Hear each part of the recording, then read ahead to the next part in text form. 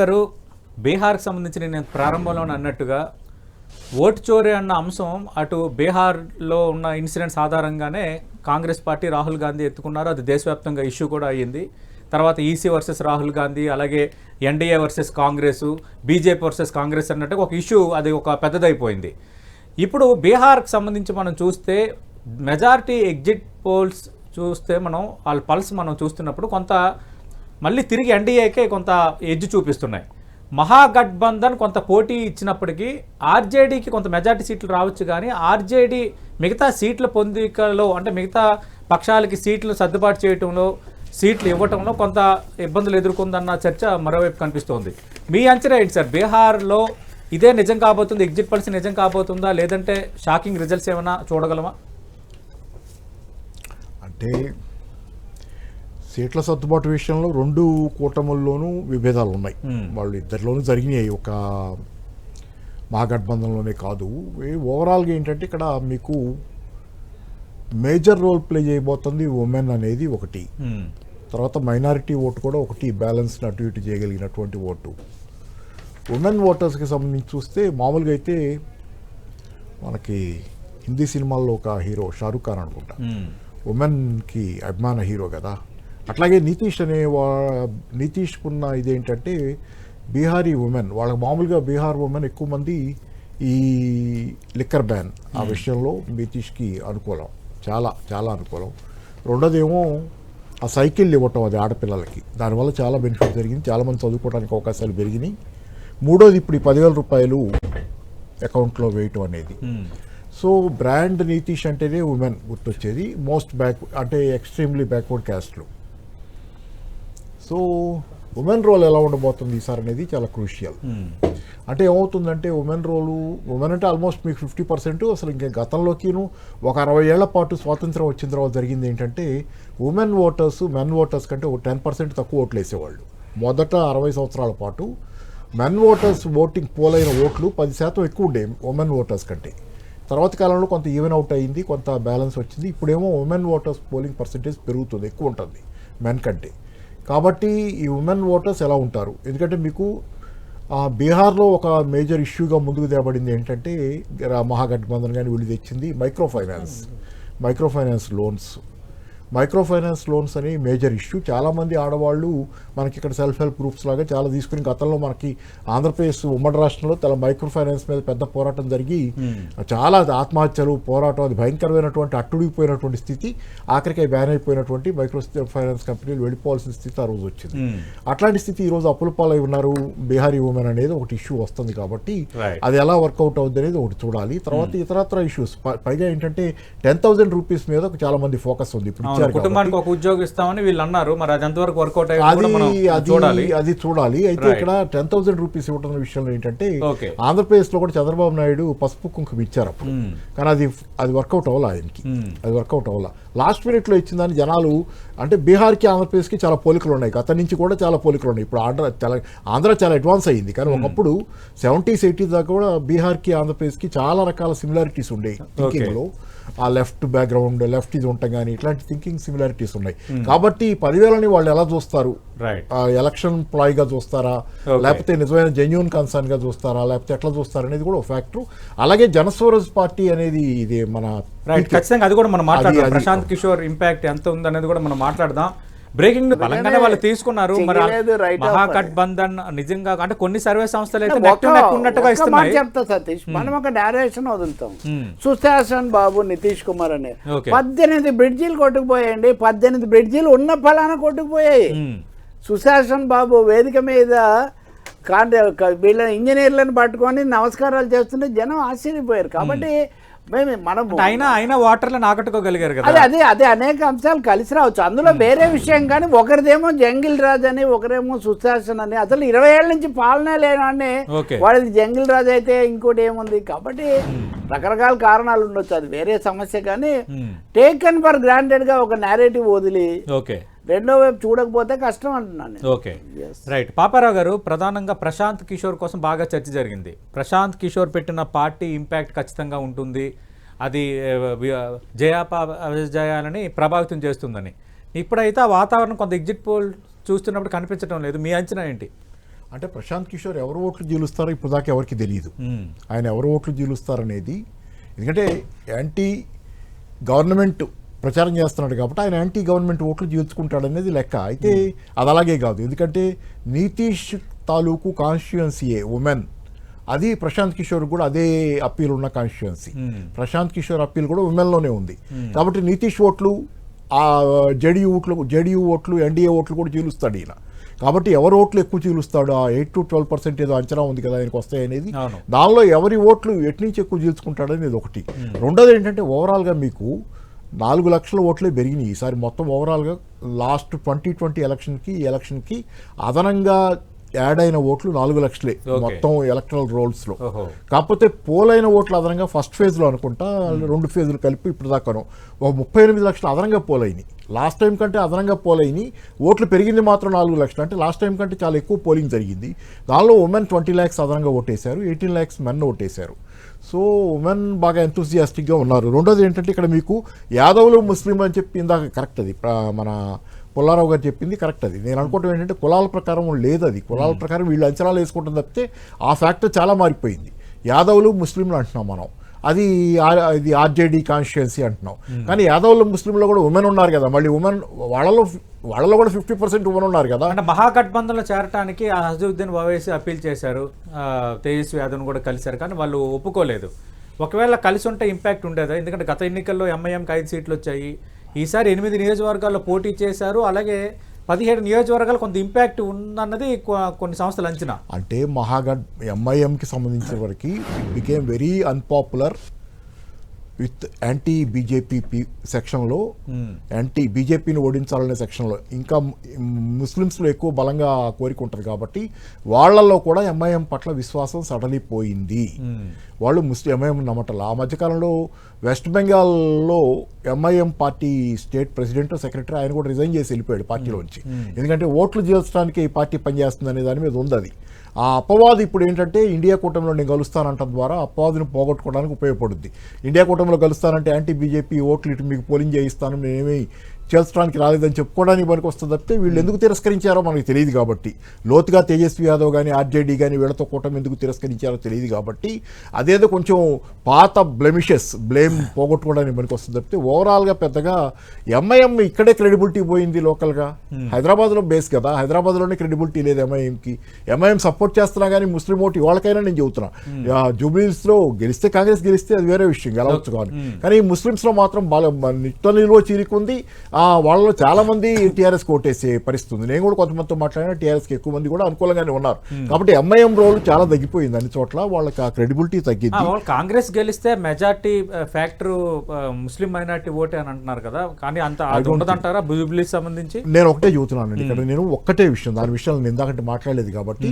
Jubilee సెలక్షన్లో ఇందాక నేను ఆటోలో వస్తా కూడా నేను ఓటేయడానికి వెళ్ళేటప్పుడు ఆటోలో ఆ అబ్బాయితో మాట్లాడా. జూబ్లీహిల్స్లో ఏంటంటే ఆ క్యాండిడేట్ విషయంలో వీళ్ళు లేడీ వర్సెస్ రౌడీ అని ఏదో మాట్లాడారు, కానీ నేను మొదటి నుంచి చెబుతుంది ఒకటి, ఎవరితోనైనా పర్సనల్గా మాట్లాడినప్పుడు కూడా అతన్ని రౌడీ అని మీరు ప్రొజెక్ట్ చేస్తే నష్టపోతారు. ఎందుకంటే వ్యక్తిగతంగా నవీన్ యాదవ్ అనే వ్యక్తికి చాలా పలుకుబడి ఉంది. ఇందాక నేను ఆటో ఎక్కినప్పుడు ఆటో అతను అడిగితే అతను ఎవరో నేను చెప్పను కాబట్టి పర్వాలేదు, అతను టీఆర్ఎస్కే ఓటేస్తానని చెప్పాడు.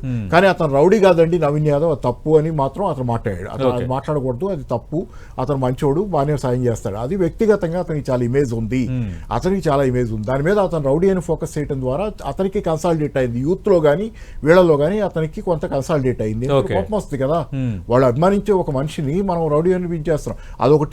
అదొకటి ఆ వ్యక్తి కాకుంటే మైనస్ ఫ్యాక్టర్ కూడా చెప్పాడు ఆటో అతనే చెప్పిన మైనస్ ఫ్యాక్టర్. నా ఉద్దేశం కూడా అది. Okay, Revanth Reddy minus sir, Congress కూడా అక్కడ చెడ్డది కాదు, రేవంత్ రెడ్డి మైనస్ అన్నాడు. కాబట్టి ఏంటంటే ఈరోజు నవీన్ యాదవ్ ఫ్యాక్టరు వల్ల అది సర్వే అవుతుంది, కానీ ఇక్కడ ఇంకో క్యాండిడేట్ అయితే చాలా కష్టమయ్యేదని మాత్రం నేను వ్యక్తిగతంగా అనుకుంటున్నా. సరే గెలుస్తారా గెలవరా అనేది చాలా ఫ్యాక్టర్లు ఉంటాయి. నాకు ఇందాక కూడా నేను నిన్న కూడా ఒక సర్వే చేసిన వాళ్ళతోనే మాట్లాడినప్పుడు వాళ్ళు చెప్పింది ఏంటంటే 4వ తారీఖు నేను సర్వే ఇచ్చానని ఒక సంస్థ చెప్పింది. అతను 4వ తారీఖు నేను సర్వే ఇచ్చాను, ఆ రోజు కూడా నేను టీఆర్ఎస్ గెలుస్తూనే సర్వే ఇచ్చాను, కానీ 6వ తారీఖు నుంచి పరిస్థితి మారింది. ఇందాక కూడా మన కృష్ణ చెప్పారు కదా, సారీ కళ్యాణ్ చెప్పారు, అది కూడా అదే, అది కరెక్ట్. 6వ తారీఖు తర్వాత పరిస్థితి మారింది. ఎందుకంటే టీఆర్ఎస్ మేజర్ ప్రాబ్లం ఏంటంటే పబ్లిక్ మీటింగ్స్ పెడుతున్నారు, బ్రహ్మాండంగా ఇది ప్యాషన్స్ వస్తున్నాయి, కానీ గ్రౌండ్ లెవెల్లో మీరు ఆర్గనైజ్ చేసుకున్నప్పుడు ఆ పార్టీకి నిర్మాణం లేదు, అది గ్రౌండ్ లెవెల్లో ఆర్గనైజ్ చేసుకుని మొబిలైజ్ చేసుకుని ఇది లేనప్పుడు అది ఖచ్చితంగా ఫెయిల్ అవుతుంది అక్కడ. సతీష్ కంటిన్యూషన్ ఏమంటే గ్రౌండ్ లెవెల్లో లేకపోవడానికి బీఆర్ఎస్ ఏమన్నా అల్లాటప్ప పార్టీ కాదే. తెలంగాణ వాదానికి నేనే ప్రతినిధిని, ఇదంతా మొన్న Revanth Reddy meet the press లో తెలంగాణ చాలా ఇష్యూస్ ఉన్నాయి. ఇప్పుడు ఆపరేషన్ సింధూరు, ఓట్ చోరీ, ఈ ఇష్యూస్ అంటే ప్రధానంగా చాలా అంశాలు వచ్చినప్పటికీ ఓట్ చోరీతో ఒక దేశవ్యాప్తంగా ఒక పెద్ద ఇష్యూ అనేది క్రియేట్ అయింది, అందరిలో ఒక పెద్ద చర్చకు దారితీసింది. అలాగే ఈసీ వ్యవహార శైలిపైన కూడా చాలామంది పెదవి విరిచారు. ఇప్పుడు ఆపరేషన్ సింధూర్ అవటం ఇలాంటిది కూడా కొంత ఇంపాక్ట్ చూపించిందని పుల్లారావు గారు అంటున్నారు. ఆపరేషన్ సింధూర్ నేనేం చెప్పలేను, కానీ ఓట్ చోరీ అనేది ఏంటంటే జనరల్గా అది ఉపన్యాసాలకి బాగుంటుంది తప్పితే గ్రౌండ్ లెవెల్లో జనాలకు వాళ్ళ ఓటు పోతే వాళ్ళు ఫీల్ అవుతారు తప్పితే వాళ్ళ ఓటు ఉంటే కనుక వాళ్ళకి అంతగా ఫీలింగ్ వచ్చే అవకాశం లేదు. వాళ్ళ ఓటింగ్ పెరగడం వెనక కూడా ఒక కారణం ఇందాక ఎవరో చెప్తుంది ఏంటంటే అసలు నా ఓటు ఉందా లేదో చూసుకుందాం, పోయి ఒకసారి చూసుకుందాం ఉన్న వాళ్ళు కూడా చాలామంది వచ్చారండి. వాళ్ళ కొత్తగా అసలు నా ఓటు పోయిందా, ఓట్ చోరీ అంటున్నారనే దాని మీద కూడా. కాబట్టి అది కొంచెం జనరల్. కానీ ఇక్కడ అసలు ఇష్యూస్ ఏంటి ఎలక్షన్లో మనం మాట్లాడుతుంది, మైగ్రెంట్స్ ఇష్యూస్ మాట్లాడుతున్నాం. ప్రతి 100 మందిలో 25 మంది ఎఫెక్టెడ్, 25 ఫ్యామిలీలు ఎఫెక్టెడ్ మైగ్రేషన్తో. బీహార్లో చాలా ఎక్కువ మైగ్రేషన్ ఇబ్బందులు ఉన్నాయి. రెండోది మీకు అన్ఎంప్లాయ్మెంట్ మేజర్ ఇష్యూ, అలాగే ఇతరత్ర చాలా అంశాలు కూడా ఉన్నాయి. అయితే ఈ అన్ఎంప్లాయ్మెంట్ ఉన్నా ఇంటికో ఉద్యోగం అన్నది చెప్పారు. కాంగ్రెస్ పార్టీ రాహుల్ గాంధీ మొదటి నుంచి ఫోకస్ అసలు ఎకనామిక్ ఇష్యూస్ మీద లేదు. బీజేపీతో ఆయన పోరాడుతున్న ప్రతిసారి last time parliament election Tejashwi Yadav ప్రధానమైన హామీ అంటే కానీ కాంగ్రెస్ కూడా చూస్తారు కదా. బీజేపీ ప్రత్యామ్నాయం ఉన్నప్పుడు రాహుల్ గాంధీని చూడకుండా తేజస్విని చూడరు లోకల్ గా. కానీ మీకేమిటంటే రాహుల్ గాంధీకి ఒక ఎకనామిక్ ఐడియాలజీ లేకపోవడం, పాలసీ లేకపోవడం అనేది అతని మేజర్ ఇష్యూ. దాని మీద ఎందుకు చెప్పడం లేదు అతను అనేది ఈ మధ్య కాలంలో ఒక లెఫ్ట్ పార్టీ కూడా ఎవరు అడిగారు, అసలు నీ ఆర్థిక విధానాలు ఏంటనే ప్రశ్న కూడా ఆయన దగ్గరికి ఆయన ముందు అడిగారు. ఆయన జవాబు చెప్పింది లేదు, ఏం లేదు. కానీ ఆయనకి ఆర్థిక విధానం అనేది సరైనది లేకపోవడం కూడా బీజేపీ కంటే ఏరా అయితే పళ్ళు కొట్టుకోవడానికి లెక్క తెచ్చిన పరిస్థితి వచ్చింది. ఇప్పుడు నువ్వు ప్రత్యామ్నాయ ఆర్థిక విధానాలు, పరిస్థితి పరిష్కారాలు నీ దగ్గర ఏమీ లేకుండా నువ్వు బీజేపీ విధానాలని నువ్వు అపోజ్ చేయకుండా దేని మీద వ్యతిరేకత ఉంది బీజేపీ పట్ల? లాస్ట్ ఎలక్షన్ లో 240 సీట్లకు ఎందుకు వచ్చింది లోక్సభలో? పెరుగుతున్న ధరలు, నిరుద్యోగం, ఈ మేజర్ ఇష్యూస్ ఆ రోజు మన పేపర్ లో విధానాలకు ప్రత్యామ్నాయ కానీ ఈసారి వాళ్ళ పొద్దుటి నుంచి ఆ టెంపో కనపడుతుంది. ఓటింగ్ చేయించడం తర్వాత పొద్దుటి నుంచి మామూలుగా పొద్దునే కనపడితే అపార్ట్మెంట్ కాంప్లెక్స్ లో ఉన్నప్పుడు పెద్దది ఉండే 400 ఫ్లాట్లు ఉంటాయి నేను ఉన్న చోట. ముద్ర మామూలుగా బ్రేక్ఫాస్ట్ అయిందా, ఇట్లాంటి చర్చలు ఉండేవి, మాటలు ఉండేవి. వాళ్ళ ఓటేసారా లేదా అనేది ఎక్కువ మంది అడుగుతున్న ప్రశ్న. ఓటేసారా లేదా అనేది అంటే ఎవరికి వేస్తాం అది వేరే విషయం, కానీ ఓటేసారా లేదనే ప్రశ్న ఎక్కువ మంది బ్రేక్ఫాస్ట్ చేశారా అడగట్లా. అందుకని చాలా మార్పు ఉంది ఈసారి. ఓటు మీద దృష్టి చాలా ఎక్కువ ఉంది. రెండోది ఏంటంటే ఇక్కడ టీడీపీ పాత్ర నేను చూసిన ఈ ఏరియాలో మీరు Jubilee hills is not a place really proper for ఇది మన టీఆర్ఎస్ కంటెస్ట్కి ప్రాపర్ ప్లేస్ కాదు. ఒకటి ఏంటంటే టీడీపీ వాళ్ళు నేనున్న ఏరియాలో పక్కగా నాకు తెలిసిన చాలామంది ఉన్నారు టీడీపీ అక్కడ. వాళ్ళంతా చాలా మిలిటెంట్గా ఈరోజు వాళ్ళ ఆ లిస్టు పెట్టుకుని ఓటర్ లిస్టు మీరు ఓటేశారని అక్కడ చుట్టూ అందరిని అడగడం అది వాళ్ళు అది కూడా వాళ్ళు కాంగ్రెస్ నేను మా 10 టీవీ ఇంటర్వ్యూకి లాస్ట్ వీక్ వచ్చిన మంత్రి సత్యకుమార్కి నేను ప్రశ్న అదే అడిగా, మీరు ఆంధ్రప్రదేశ్లో ఉన్నది ఎన్డీఏనా ఏడీఏనా అంటే ఎందుకు అలాగ అడిగారని. అంటే అదే అంటున్నా. ఇప్పుడు ఆంధ్రప్రదేశ్ డెమోక్రటిక్ అలయన్సా నేషనల్ డెమోక్రటిక్ అలయన్స్ అని ప్రశ్న నేను అడిగాను. ఎందుకంటే ఇక్కడ జనసేన కానీ తెలుగుదేశం పార్టీ కానీ పూర్తి స్థాయిలో ఇన్వాల్వ్ అయినట్టుగా ఒక వాతావరణం క్రియేట్ అవ్వలేదు. ఎందుకు భారతీయ జనతా పార్టీ కూటమి ఉంది కాబట్టి టీడీపీగా బయట వాళ్ళు అందరికీ తెలుసు టీడీపీ అనేది కొంతమందికి. కానీ ఓవరాల్ గా వాళ్ళు ఈసారి వాళ్ళు కాంగ్రెస్ తో ఐడెంటిఫై ఉన్నారు. ఇంకా కాంగ్రెస్ తోనే రేవంత్ రెడ్డి కాంగ్రెస్ అని అది క్లియర్ గా వాళ్ళంతా వాళ్ళు నాకు తెలుసు కదా, పర్సనల్ గా తెలిసిన చాలా మంది ఉన్నారు. కాబట్టి they are trying to manage the poll in favour of అదే రేవంత్ రెడ్డి నిలబెట్టుకోవాలనేది ఒకటి. సమాజ వర్గాలతో రేవంత్ రెడ్డి భేటీ ఇలాంటివన్నీ ఇచ్చారు. సతీష్ బీఆర్ఎస్ కు వచ్చిన సీట్లలో 16 జంట నగరాల్లోనే వచ్చాయి. ఇక్కడ బీఆర్ఎస్ పూర్వ వైభవం రావడం అన్నది ఎవరు తెలుగుదేశం కూడా ఏమి జీర్ణించుకొని ఆహ్వానించే పరిణామం అయితే ఏమి అవ్వదు. ఎవరు దానికి బీజేపీ కూడా సిద్ధపడకపోవచ్చు పైకి ఏం చెప్పినా కానీ వాళ్ళలో వాళ్ళే ఇంకా అనైక్యత అది కూడా ఉంటే అది కూడా ఇక్కడ కుటుంబం నుంచి పార్టీ వరకు అన్ని చోట్ల ఇది వచ్చిన తర్వాత అది ఎలా కుదురుతుంది? యూనిఫైయింగ్ ఫ్యాక్టర్ ఏంటి అంటే ఇప్పుడు ఫ్యామిలీ అంశం కూడా ఏమైనా ఇంపాక్ట్ ఖచ్చితంగా చూపించిందని తప్పకుండా అనుకోవాలా? బాబు. ఎందుకంటే చివరి నిమిషంలో మాగంటి గోపీనాథ్ తల్లి చేసిన వ్యాఖ్యలు, మొదటి భార్య పిల్లలు చేసిన వ్యాఖ్యలు కొంత ఏమైనా ఇంపాక్ట్ ఉండే ఛాన్స్ ఉందా? అంటే అనుకూలమైన అంశం అని మీరు ఒకరిని నిలబెట్టారు, అక్కడే సమస్య వచ్చింది. అది తప్పకుండా కన్ఫ్యూజన్, ఒక విధమైన ఇబ్బందిని క్రియేట్ చేస్తుంది కదా, చేయకుండా ఎందుకు ఉంటుంది? ఆలోచన పర్లు ఎవరైనా ఎందుకో తల్లి వచ్చి చెప్తున్నారు, పిల్లలు వచ్చి చెప్తున్నారు, ఏం జరుగుతుంది, ఇట్లాంటిది వస్తుంది కదా, దాని మీద ఇంకా నెగిటివ్గా చెప్తున్న కొద్దీ నిజంగా చెప్పాలంటే నిన్న బీఆర్ఎస్ నాయకులు ఆ పిల్లల్ని పరిచయం చేసింది కూడా మీరు చూడండి, ఆ కన్ఫ్యూజన్ కంటిన్యూ అవుతూ వచ్చింది అది. సో అందువల్ల సెంటిమెంటల్ అస్త్రం ఏం కలిసి రాలేదు, కొంచెం నెగిటివ్ కూడా అయినట్టుగా ఉంది ఖచ్చితంగా. అయితే ఇంకా తుది ఫలితానికి మనం చూసాక రైట్. అంటే సెంటిమెంట్ అస్త్రం కలిసి రాలేదనేది ఒకటి ఫ్యాక్టర్ అయినా, రెండోది ఇదేం పనిచేయదు. ఆమె అసలు భార్య విషయం లార్జర్ సెన్స్ లో కొందరు బీఆర్ఎస్ నేతలు ఆఫ్ ది రికార్డ్ మాట్లాడినప్పుడు కొంత క్యాండిడేట్ వీక్ గా ఉన్నారు మాగంటి సునీత కొందరు ఒప్పుకున్నారు.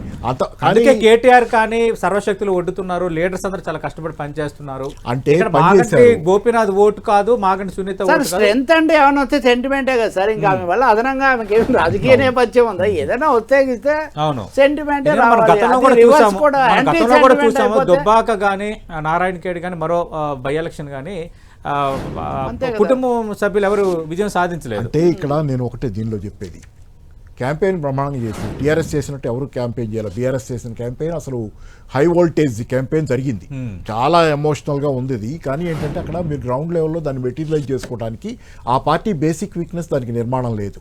ఆ పార్టీ బేసిక్ వీక్నెస్ దానికి సరైన నిర్మాణం లేదు. మీకు బీజేపీ చూడండి, బీజేపీ చాలా వీక్నెస్లు ఉంటాయి కానీ దానికి పేజీ ఓటర్ పేజీకి ఒక పేజీలో 25 మంది 50 మంది పేర్లు ఉంటే ఓటర్ల పేర్లు ఉంటే పన్నా ప్రముఖ ఆ పేజీకి ఒక ఆయన పెడతారు, పేజీకి ఆ ఓట్లన్నీ అతని బాధ్యత. టీము అతను ఓటింగ్ లిస్టులు ఉంటాయి కదా, మన లిస్టు పేజీలు ఉంటాయి కదా, బుక్ లాగా ఉంటుంది కదా, దానిలో ఈ పేజీకి ఒకళ్ళు బాధ్యులు పెడతారు.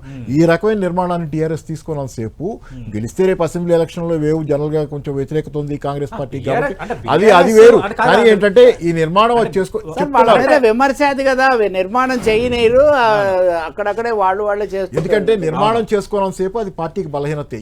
ఇప్పుడు బయటపడుద్ది, అది ఇప్పుడు బయటపడుతుంది. కరెక్టే. అంటే నేను ఒక విషయంలో ఏం డిఫర్ అవుతున్నాను అంటే, మరి పోల్ మేనేజ్మెంట్ తెలియకుండానే 2 ఎలక్షన్స్ గెలిచి ఉండరు కదా, అంటే ఇక్కడ ఫ్యాక్టర్స్ పనిచేసే క్యాండిడేట్ కానీ మిగతా ఫ్యాక్టర్స్ ఇంపాక్ట్ చూపించవచ్చు. లేదు, ఆ సంక్షేమ పథకాల తాలూకు బలం పబ్లిక్ లో జనరల్ మాస్ ఇది ఉంది కాబట్టి వస్తున్నాయి, ఆ ఓట్లు బాగా బలంగా వస్తున్నాయి.